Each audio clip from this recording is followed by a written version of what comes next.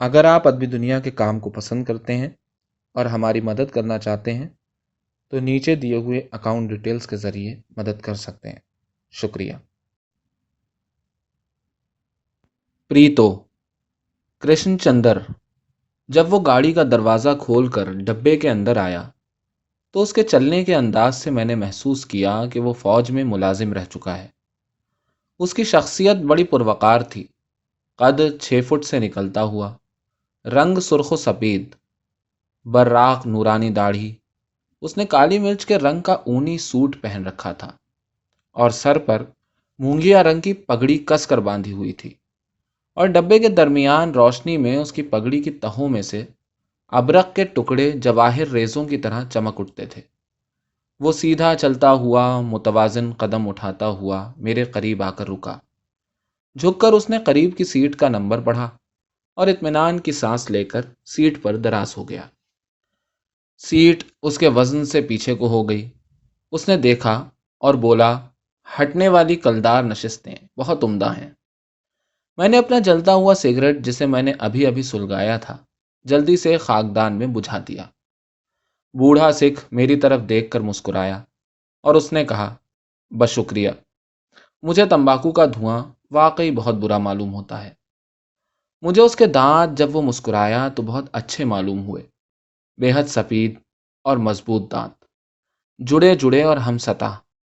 اس بوڑھے فوجی سکھ کی عمر 70 برس سے کم نہ ہوگی، لیکن اس کی بڑی بڑی سیاہ آنکھوں میں اب بھی جوانی کی چمک اور اس کا تجسس پایا جاتا تھا۔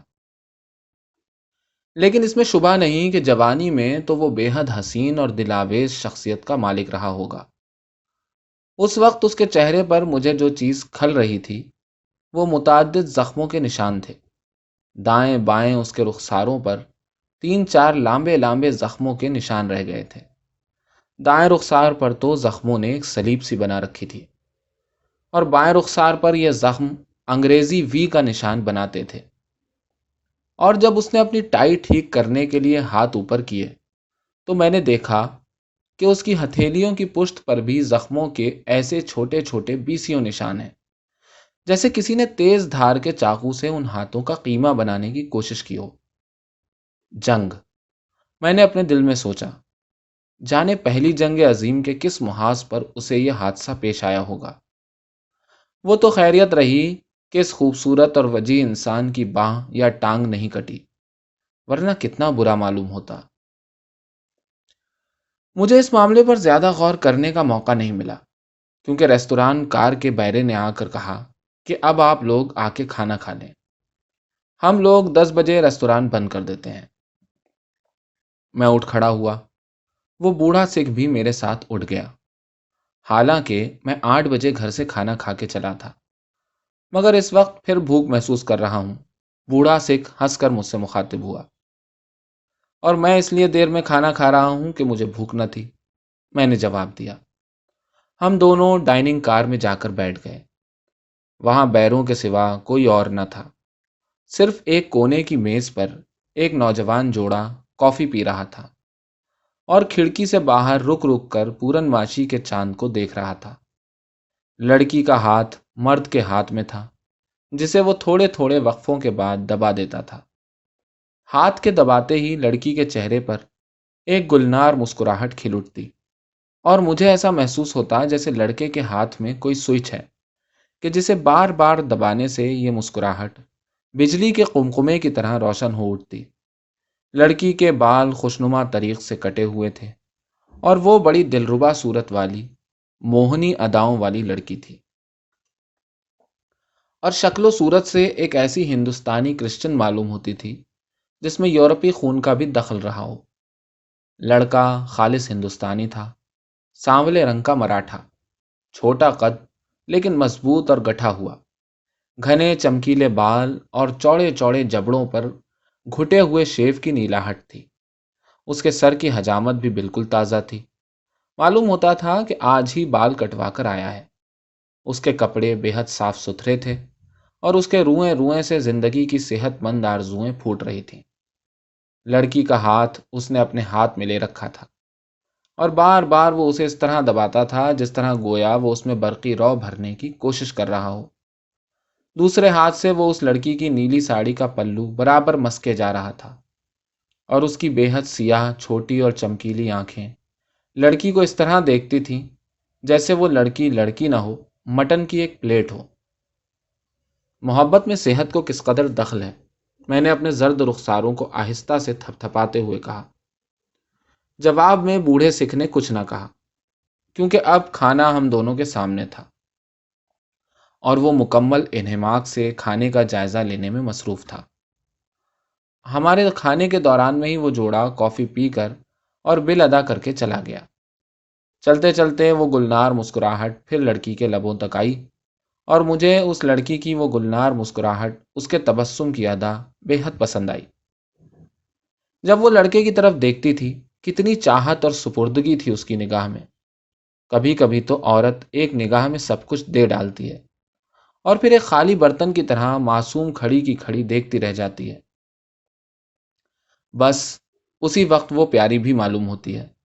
مسکرانے کے بعد کچھ اس طرح کی نگاہ سے اس لڑکی نے اپنے ساتھی کی طرف دیکھا تھا، اور پھر ٹھٹک کر اس کا ہاتھ پکڑ لیا تھا، اور نوجوان اس کی کمر میں ہاتھ ڈال کر اسے ویسٹیبیول میں لے گیا تھا۔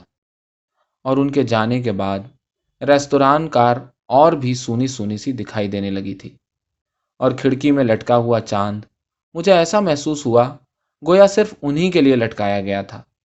میں نے ہاتھ بڑھا کر کھڑکی پر پردہ ڈال دیا۔ بوڑھا سکھ میری حرکت پر مسکرایا، مگر خاموشی سے کھانا کھاتا رہا۔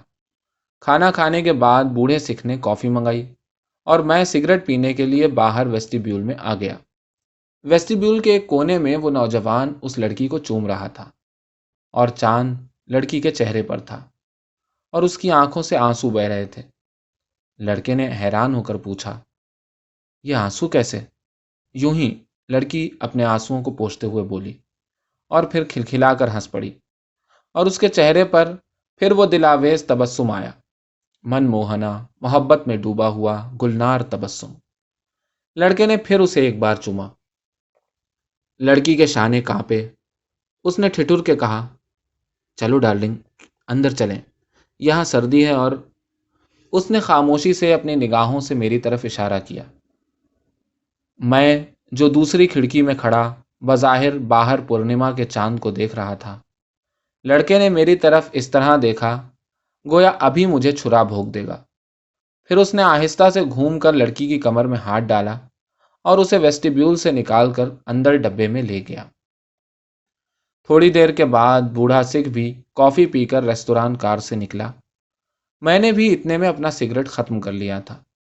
ہم دونوں واپس اپنے ڈبے میں آ کر اپنی سیٹوں پر دراز ہو گئے۔ تھوڑی دیر کے بعد گارڈ ڈبے میں آیا۔ اس نے سب بتیاں بجھا دی، لیکن ڈبے کے اندر چاندنی مکمل طور پر کھل اٹھی تھی، اور اس کی مدھم روشنی میں گاڑی کے اندر بیٹھے ہوئے لوگوں کے چہرے خاموش اور ستے ہوئے دکھائی دیتے تھے۔ میں نے کہا، مجھے اس چاندنی میں نیند نہیں آتی، کھڑکی کا پردہ سرکا دوں؟ ذرا ٹھہرو، بوڑھے سکھ نے بہت ہی دھیمے لہجے میں بے حد پرسوز آواز میں کہا۔ یہ پونم کی رات بہت بھیانک ہے، بہت خوبصورت بھی ہے، مجھے اس سے ڈر لگتا ہے، مگر میں اسے دیکھنا چاہتا ہوں۔ کچھ دیر اور اس چاند کو دیکھ لوں؟ چاند کو تو نوجوان لوگ دیکھتے ہیں، ہمارے دیکھنے کی یہ چیز نہیں، میں نے افسردہ تبسم کے ساتھ کہا۔ بوڑھا سکھ مسکرایا۔ اس کا دایاں رخسار چاندنی میں تھا، اور صلیب کا نشان بہت گہرا دکھائی دے رہا تھا، بائیں رخسار کی تاریکی میں گم تھا۔ میں نے کہا، تمہارے رخساروں کے یہ زخم کیا تم نے جنگ میں حاصل کیے ہیں؟ جنگ؟ بوڑھے سردار نے میری طرف دیکھ کر اپنے آپ میں گم ہوتے ہوئے کہا۔ ہاں، جنگ ہی تو تھی، وہ رک کر آہستہ سے بولا۔ کون سی جنگ؟ پہلی جنگ عظیم یا اس سے پہلے کی کوئی جنگ؟ میں نے پوچھا۔ میں تو کبھی فوج میں نہیں رہا، بوڑھے سکھ نے آہستہ سے کہا۔ میرا قیاس بے بنیاد ثابت ہوا، اس لیے میری دلچسپی بڑھ گئی۔ میں نے پوچھا، پھر یہ زخم کیسے؟ بوڑھے سکھ نے ادھر ادھر دیکھا۔ چاند اپنی جگہ تھا، کھڑکی اپنی جگہ تھی، مسافر ڈبے میں خال خال ہی تھے۔ ہمارے آگے 5-6 سیٹیں چھوڑ کر آخر کے کونے میں وہ لڑکا اور لڑکی اپنی اپنی کرسیوں پر دبکے ہوئے تھے۔ لڑکی کا سر لڑکے کے شانے پر تھا، آنکھیں دونوں کی بند تھیں۔ بوڑھے سکھ نے مجھ سے پوچھا، یہ قصہ ضرور سنو گے؟ اگر تمہیں نیند نہیں آ رہی ہو تو سنا دو۔ نیند تو مجھے اس چاندنی میں کبھی نہ آئے گی، بوڑھے سردار نے بڑے گداز لہجے میں کہا۔ پھر اس نے اس طرح مجھ سے کہا جیسے وہ قصہ سنانے کے لیے تیار ہو چکا ہو۔ اس نے ایک لمبی سانس کھینچ کر کہا، اچھا تو سن لو، تم میرے لیے بالکل اجنبی ہو، اس لیے تمہیں سنا دینے میں کوئی حرج نہیں۔ گاڑی کی کھڑکیوں میں دوہرے شیشے لگے ہوئے تھے، جن کی وجہ سے گاڑی کی چھک چھک بڑے میٹھے مدھم غنودگی سے لبریز لہجے میں اندر آتی ہوئی معلوم ہوتی تھی، اور گاڑی کے دو رویا پھیلی ہوئی سفید چاندنی میں سیاہ درخت اپنی شاخوں کو سمیٹے ہوئے سر جھکائے ہوئے گناہگار مجرموں کی طرح کھڑے تھے۔ سردار نے کونے میں سوئے ہوئے مراٹھے نوجوان کی طرف اشارہ کر کے کہا، جوانی میں میں بھی اسی طرح تھا، بے فکر اور لاپرواہ اور خود سر۔ میرا باپ گجندر سنگھ موزہ حاصلہ کا نمبردار تھا، اور اس کے علاوہ چک نمبر 37 بھی پورے کا پورا ہماری ملکیت میں تھا۔ گھر میں کھانے پینے کی کوئی کمی نہ تھی۔ گو باپ نے مجھے BA پاس کرایا تھا، لیکن مجھے شروع ہی سے کھیتوں میں کام کرنے کا شوق تھا۔ قلم کے بجائے میرے ہاتھ دراتی چلانے میں مشاق تھے۔ جانے میں نے BA کیسے کر لیا؟ میرے باپ کی آرزو تھی کہ میں فوج میں بھرتی ہو جاؤں، کرنل بنوں، مگر مجھے کھیتوں کی زندگی ہی پسند تھی۔ بھوری بھوری مٹی کی سوندھی مہک، شبنم میں ڈوبے ہوئے ہرے ہرے چنوں کا بوٹ، دور دھراں کے ٹیلے پر پانی پھرتی ہوئی باقی ناریوں کی قطار، اور میری سنہری گھوڑی کی دل کی چال کچے راستوں پر ہلکی ہلکی دھول جگاتی ہوئی۔ آہ! میں نے کہا، تم اپنے شباب میں بے حد حسین رہے ہوگے، عورتیں تم پر بہت مرتی ہوں گی۔ بوڑھے سکھ نے ایک ہوزی مسکراہٹ سے کہا، ایسا تو مجھے کچھ یاد نہیں کہ کسی لڑکی نے مجھ سے محبت کی ہو۔ ہاں، میں نے ضرور ایک لڑکی سے محبت کی تھی۔ کون تھی وہ؟ میری بیوی تھی۔ بیوی؟ میں نے بے حد نا امید ہو کر کہا۔ کم بخت نے سارے رومانس کا مزہ کرکرا کر دیا تھا۔ ہاں، جب میں BA پاس کر کے گاؤں واپس آیا تو میرے باپ نے چک جھمرا کے نمبردار کی لڑکی پریتو سے میرا بیاہ کر دیا۔ پریتو بڑی خوبصورت لڑکی تھی، لامبی اور بانکی، گوری اور سنہری، لچکیلی اور نرم۔ میں تو اس کی آنکھوں پر مرتا تھا۔ کیوں؟ ان آنکھوں میں کیا خاص بات تھی؟ میں نے پوچھا۔ بظاہر تو کوئی خاص بات نہ تھی، بڑی بڑی تھیں اور کالی سیاہ، مگر ایسی تو بہت سی عورتوں کی آنکھیں ہوتی ہیں۔ پھر کیا بات تھی؟ کہہ نہیں سکتا۔ ان آنکھوں کا رنگ رنگ نہیں، ان آنکھوں کا لہجہ کچھ عجیب سا تھا۔ بولتی تو نہیں تھی، لیکن بولنا چاہتی تھی۔ ایسا معلوم ہوتا تھا جیسے وہ مجھ سے کچھ کہیں گی، مگر وہ مجھ سے کچھ نہ کہتی، ہر وقت سپنے سے دیکھتی رہتی۔ کبھی ایسی آنکھیں تم نے دیکھی ہیں جو ہمیشہ سپنا سا دیکھا کریں؟ جوانی میں سبھی آنکھیں سپنے دیکھتی ہیں، میں نے کہا۔ ہاں، لیکن سپنے ہر ایک کے الگ الگ ہوتے ہیں، بڈھے نے آہستہ سے کہا۔ میں تو اپنی پریتوں پر مر مٹا تھا۔ تم کہہ سکتے ہو کہ یہ اس لیے ہوا کہ میری زندگی میں اس سے پہلے کوئی عورت نہ آئی تھی۔ نہ اس سے پہلے نہ اس کے بعد پریتو تم نے نہیں دیکھی، ورنہ یوں نہ کہتے۔ وہ تو ایسی عورت تھی جس سے اس کے بیوی ہونے کے بعد بھی اس سے عشق کیا جا سکتا تھا۔ اور پھر یوں ہی ہوا، جب میں گاؤں پہنچا اور میں نے فوج میں بھرتی ہونے سے کسان بننے کو ترجیح دی تو میرے باپ نے فوراً میرا بیاہ کر دیا اور مجھے کھیتوں پر کام کرنے کو لگا دیا۔ حالانکہ اسے اس بات میں بڑی مایوسی ہوئی ہوگی، مگر میں تو بہت خوش تھا۔ تم جانتے ہو اگر میں فوج میں ہوتا تو کیسے اپنی پریتوں سے محبت کر سکتا تھا۔ اب تک تو فرنگیوں کی کسی نہ کسی لڑائی میں، اٹلی میں یا فرانس میں، میسوپوٹامیا یا درہ خیبر میں، کہیں نہ کہیں ان لوگوں نے میری جان لے لی ہوتی۔ حالانکہ میں یہ نہیں کہہ سکتا کہ جو کچھ ہوا وہ اچھا ہوا یا برا ہوا۔ یکایک وہ چپ ہو گیا، میں بھی چپ رہا۔ بہت دیر کے بعد وہ بولا، قصہ مختصر یہ ہے کہ میں اپنی پریتوں کو بہت چاہتا تھا اور وہ بھی مجھے بہت چاہتی تھی، اور ہم کبھی ایک دن کے لیے بھی ایک دوسرے سے جدا نہ ہوتے تھے۔ لیکن ہماری شادی کے 6 ماہ بعد کیا ہوا کہ میرا سسر اپنے گاؤں میں سخت بیمار پڑا اور پریتوں کو اپنے میکے جانا پڑا۔ اس کا باپ بیمار تھا، اس لیے میں بھی اسے کیسے روک سکتا تھا۔ چنانچہ پریتو چلی گئی، لیکن اس کے جانے کے بعد میرا دل اپنے گھر میں، کھیتوں میں، اپنی گھڑ سواری میں کسی کام میں نہ لگتا تھا۔ 3 دن تو میں نے جیسے تیسے کر کے کاٹے، لیکن چوتھے دن میں نے اپنی گھوڑی پر زین کسی اور سر پٹ ہو لیا اپنی سسرال کے گھر۔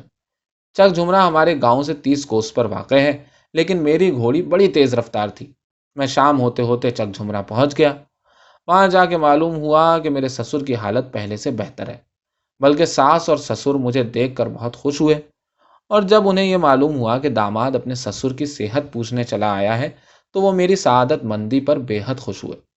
دن بھر 30 کوس کا سفر کرنے سے میں بہت تھک گیا تھا، اس لیے جلدی کھانا کھا کے میں سو گیا۔ مجھے معلوم تھا اب جو سوؤں گا تو پھر صبح ہی اٹھوں گا۔ میں نے پریتو سے کہا، مجھے صبح ضرور اٹھا دینا، میں گھوڑی پر سوار ہو کر سیر کو جاؤں گا، کہیں ایسا نہ ہو کہ دن چڑھے تک سوتا رہوں۔ لیکن ہوا یہ کہ اس رات تیسرے پہر ہی میری آنکھ کھل گئی، اور میں یہ دیکھ کر بہت حیران ہوا کہ میری بیوی میرے بستر پر نہیں ہے۔ دور کمرے کے آخری سرے پر دروازے کے ہلکے سے کھلنے اور پھر بند ہونے کی آواز آئی، اور ایک سایہ سا دروازے کے باہر گزرتا ہوا معلوم ہوا۔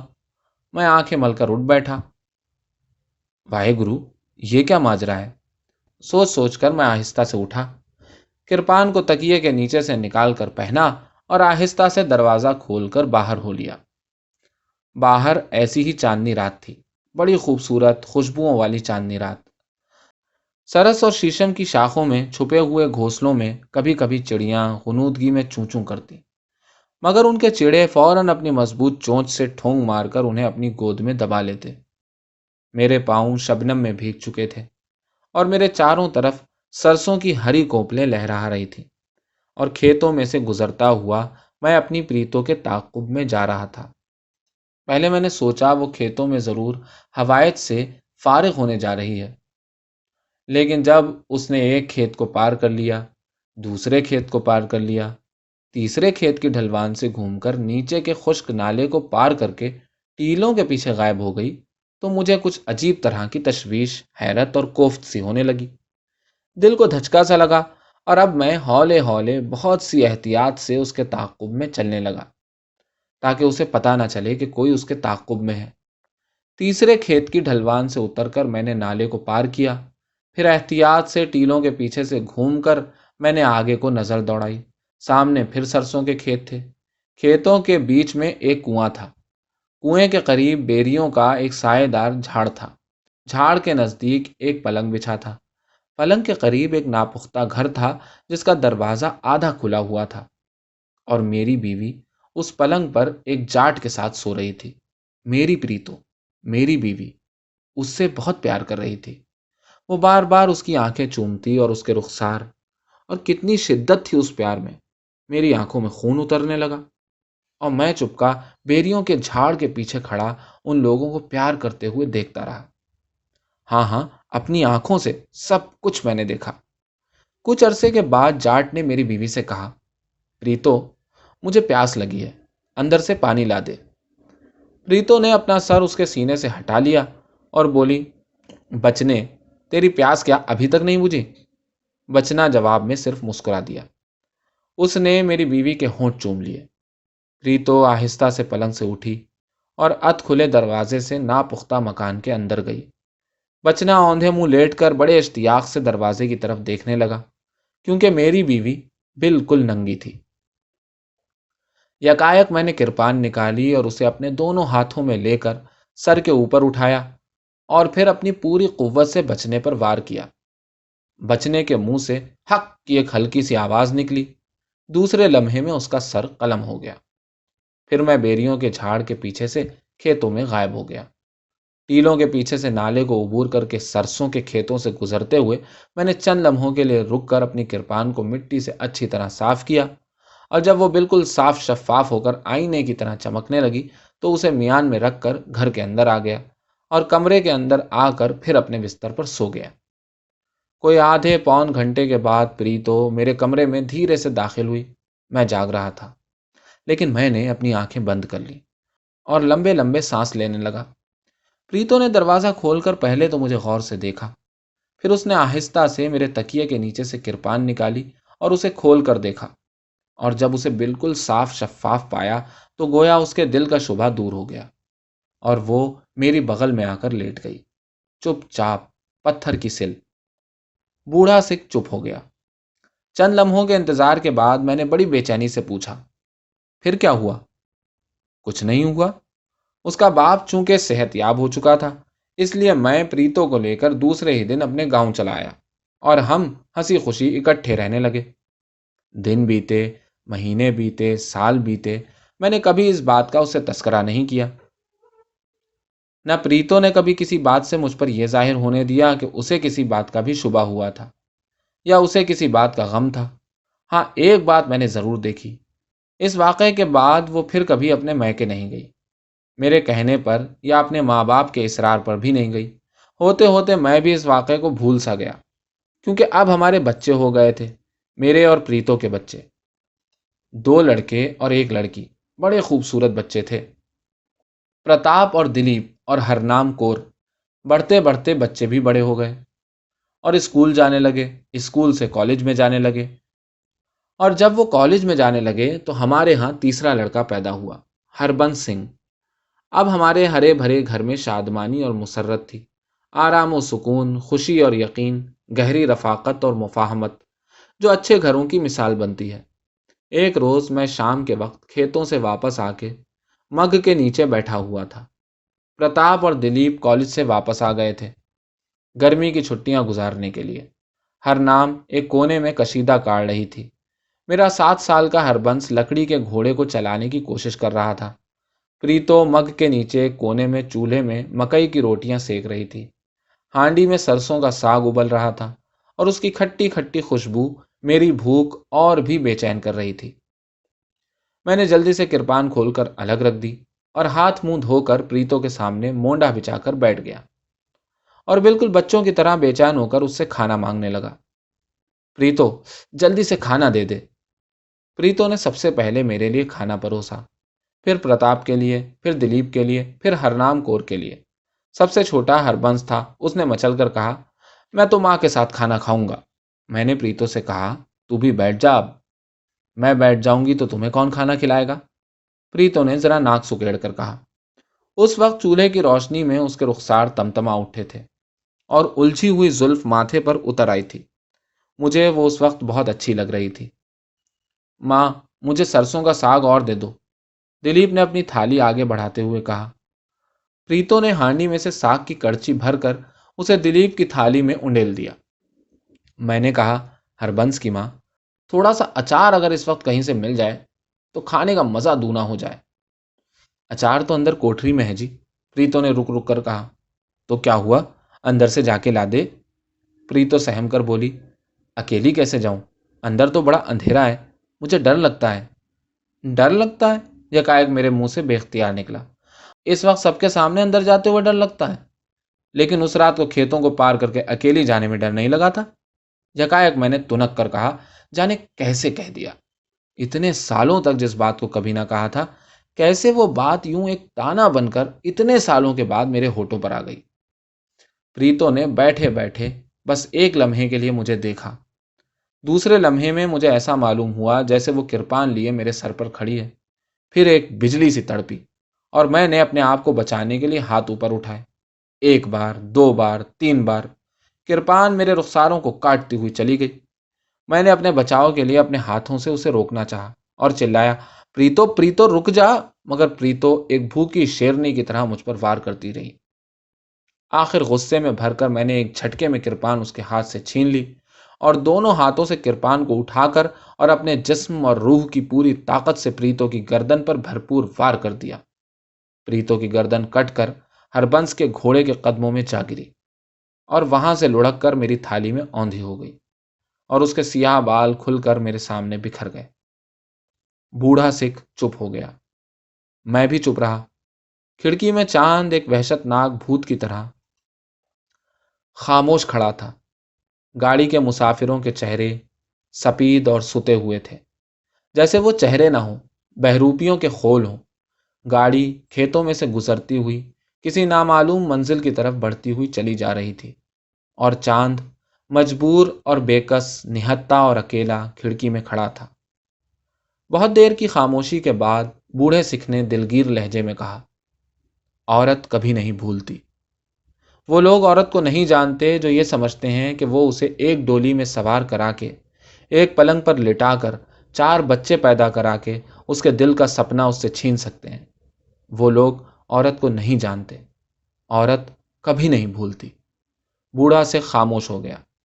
اس نے اپنے رخسار کی سلیب پر آہستہ سے ہاتھ پھیرا اور خاموش ہو گیا۔ مجھے ایسا محسوس ہوا جیسے وہ سلیب بہت گہری اس کے دل کے اندر ڈوب چکی ہے۔ گاڑی میں اس قدر سناٹا تھا کہ مجھے اپنی سانس رکتی ہوئی محسوس ہوئی۔ میں نے منہ کھول کر 2-3 لمبے لمبے سانس اندر کو لیے، پھر اچانک میری نظر کونے میں سوئے ہوئے جوڑے پر پڑی۔ لڑکے کا ہاتھ ابھی تک لڑکی کے شانے پر تھا اور دونوں کی آنکھیں بند تھیں اور دونوں سو رہے تھے۔ یکایک لڑکی نے لڑکے کے شانے سے سر اٹھایا، آہستہ سے اپنا ہاتھ لڑکے کے نیچے سے نکالا اور لڑکے کی طرف دیکھا، اور جب اسے اطمینان ہو گیا کہ لڑکا گہری نیند میں سو رہا ہے تو لڑکی نے نوجوان کا بازو اپنے شانے سے الگ کیا اور اس سے منہ پھیر کر چاند کی طرف دیکھا، پھر ایسی حسرت آمیز التجا سے دیکھا جو اس کی گلنار مسکراہٹ کی ہر قدم پر تکذیب کرتی تھی۔ میں بالکل بھونچکا رہ گیا۔ یکایک میرے ذہن میں ایک کرپان سی لہلہاتی ہوئی محسوس ہوئی اور میں نے ڈر کر آنکھیں نیچی کر لیں۔ دوسرے لمحے میں جب میں نے نگاہ اٹھا کر دیکھا تو لڑکی نے اپنی کھڑکی پر پردہ گرا لیا تھا۔ اس کا چہرہ اندھیرے میں تھا۔ گو میں اس کا چہرہ نہ دیکھ سکتا تھا، لیکن مجھے معلوم تھا کہ وہ دیکھ رہی ہے۔